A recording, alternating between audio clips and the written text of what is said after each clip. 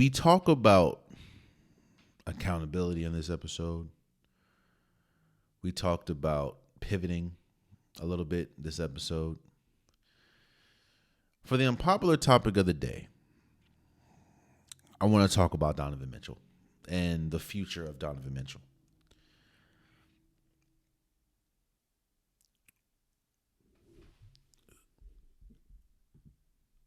What changes expectations? The question is, what changes a team's expectations of the season? A lot of things. Slow starts, fast starts, players not living up to their potential, players outseeding or outplaying the potential that you thought they would be at that certain moment. There's a lot of things that change the outcome or that change the perspective of the season. Another thing that changes the perspective of a season or the outcome or the look of a season is injuries. Injuries play a huge part of how teams not only operate in the present, but operate moving forward. The Cleveland Cavaliers have been dealt some unpopular hands this year, whether that's injury to Evan Mobley, whether that's injury to Darius Garland. They're starting point guard and they're starting power forward / center, which has then called into question what happens with Donovan Mitchell, who is their quote-unquote star player.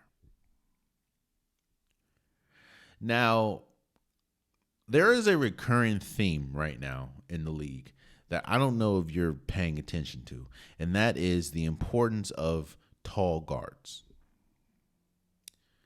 and how successful tall guards are and have been this year, whether that's Shai Gilgeous-Alexander, whether that's Luka Doncic, whether that's DeJounte Murray to a certain extent.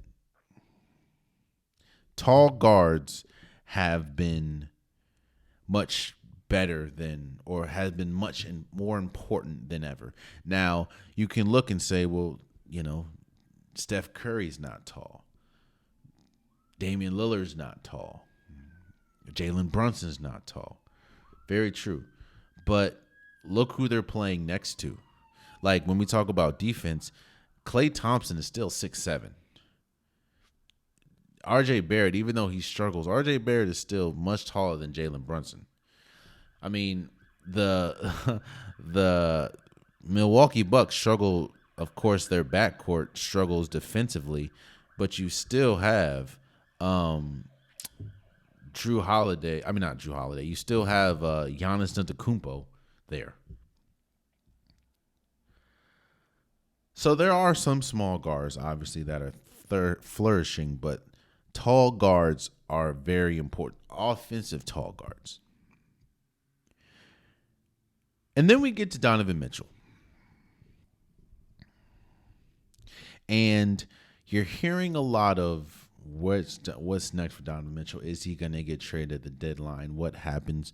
Because there's a growing belief that Donovan Mitchell is not long for the Cleveland Cavaliers. We even kind of felt that when he first went there.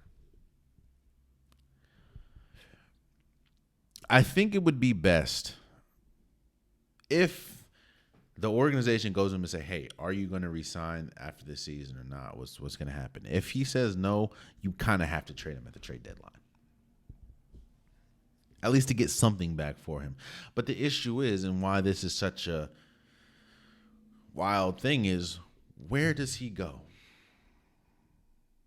Because as we've seen, Donovan Mitchell needs the ball in his hand to flourish. And I never thought that the fit with him and Darius Garland was a match made in heaven in the first place. But as we've seen, they have not played the best together. And we're on the trend with tall guards where he can't go to a place like the Kings, because you can't take the ball out of De'Aaron Fox's hands. It's very interesting to think, where could he go and still produce wins? Because a thought was, well, he can go to the Knicks. Well, nobody thought that Jalen Brunson was going to be this good. So now, why would you break up Jalen Brunson? I'm looking at this. I'm looking at the NBA roster. I'm looking at the NBA, and there's only a few teams that I can see. I could see the Toronto Raptors, but they have Dennis Schroeder, and who is Toronto going to have to give up? Because Donovan Mitchell's still a star, you know. I see the Oklahoma City Thunder, but Donovan Mitchell again can't play the 2 guard. And you don't want to take the ball out of Shea Gilgeous' hands. He's a MVP candidate. I was thinking about the Lakers, because we know how much the Lakers have struggled with points. But can Donovan Mitchell play without being the primary ball handler? And as we've seen, it has been sort of a struggle.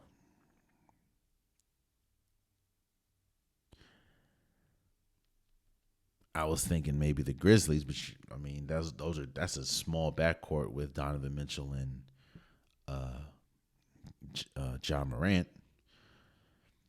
The 2 teams that came to mind where I think Donovan Mitchell can fit is New Orleans and the Suns.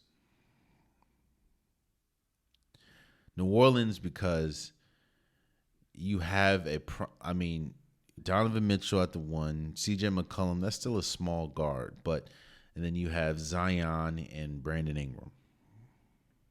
That's a tough starting 5, or that's a tough 5. And then the Suns get the ball out of D Booker's hands, which he's been good, but he's not a point guard.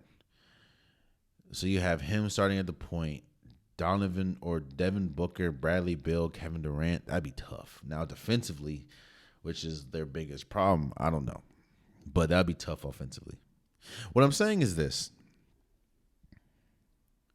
This Donovan Mitchell situation has highlighted 2 things in the NBA. 3 things. 1, it highlights where the NBA is trying to lean on. And obviously they're trying to head in the direction of taller guards and guards that can defend.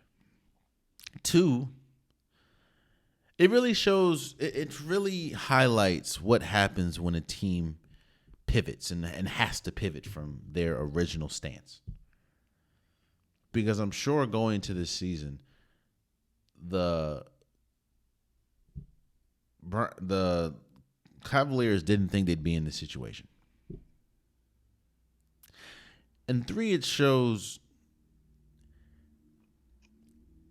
I know that they were just talking about on social media, they were talking about last year around this time, we saw 2 players, Donovan Mitchell and Damian Lillard, put 70 on the board. But just a year after, I'm not saying that he's untouchable, to say the least, but what I'm saying is a person that put up 70 is not a perfect fit anywhere. He's a good fit, but he's not a perfect fit anywhere, which is crazy to think about. Oh, man, you stayed to the end of the video. I appreciate you. If you like what you saw, be sure to hit that subscribe button so you'll never miss any content from your boy. You can also go back and watch past episodes, past clips, and don't forget that the Unpopular Podcast, new episodes drop every Wednesday and Saturday. Appreciate you.